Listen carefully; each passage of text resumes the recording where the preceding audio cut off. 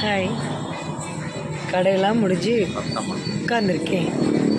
ஒரு சின்னது சொல்கிறேனே, நம்ம நைட்டு போனோமே எதை அதிகமாக எடுக்கிறோம்? ஃபோனை தானே நோண்டுறோம். என்ன மிஸ்டு கால் வந்திருக்குன்னு சொல்லி அந்த மிஸ்டு காலில் அடித்து வேற பேசுகிறோம். இது வெளியூரில் இருக்காங்க, அதே இது அம்மா அப்பா அந்த நேரம் பேசுனாங்கன்னு பார்க்குறோம். அம்மா கூப்பிட்றாங்க இருக்கட்டும். ஆனால் ஆர்வமாக இந்த மிஸ்டு கால் விட்டவங்களுக்கு தான் நம்ம ஃபோன் பேசுவோம். ஏன்னா குடுக்கல் வாங்கல் இருக்கும், ஏதாவது இருக்கும், அதுக்கு ஒரு குழஞ்சி தலைஞ்சி பேசுவோம். இதே அம்மா அப்பான்னா அப்புறம் பேசிக்கலாமே அப்படின்னு. அப்புறம் நான் என்னம்மா என்ன கூப்பிட்டீங்க? நல்லா இருக்கியாப்பா, சாப்பிட்டியாப்பா? நல்லா இருக்கேன், சாப்பிட்டேன், வைங்க. இது முறையாங்க? எங்கேயோ இருந்தோ பேசுகிறாங்க. அவங்களுக்கு அந்த செல்லில் சார்ஜ் போடக்கூட தெரியாது, எப்படி போடணும்னு கூட தெரியாது. நீங்கள் ஃபோன் அடித்தாலாம் அவங்க வந்து அந்த செல்லை எடுக்கிறதுக்குள்ளே அவங்க படுற பாடு. இந்தப்பா வர்றேன் அதை ஒரு வார்த்தை வேறு சொல்லிட்டு வருவாங்க. கேட்டிருக்கீங்களா?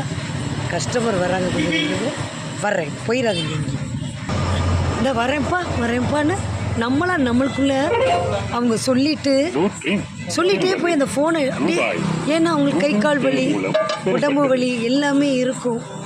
உடனே நம்மளை மாதிரி போய் அந்த ஃபோனை எடுக்க முடியுமா? அது அவங்களுக்கு ஒரு ஆசைங்க. அதுதான் அவங்களுக்கு லைஃபே, நம்ம தான் அவங்களுக்கு லைஃபே.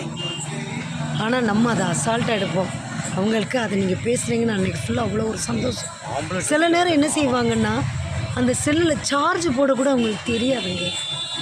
நம்ம என்னவோ திடீர்னு ஒரு கருணையாக அம்மா அப்பாவுக்கு ஃபோன் பண்ணுவோம். பக்கத்து வீட்டில் கேட்போம், எங்கள் அம்மா அப்பா ஃபோன் எடுக்கலை, என்னான்னு கேளுங்க. முட்டை வாங்கிட்டு வாங்க. உடனே அவங்க வந்து, அம்மா உங்கள் பையன் ஃபோன் பண்ணுறாங்க. அப்படியா, கொண்டாங்க. அம்மா உங்கள் செல்லில் சார்ஜ் இல்லைம்மா. அப்போ தான் அவங்களுக்கு இதை போடக்கூட தெரியாது. இப்படியெல்லாம் இருக்காங்கங்க.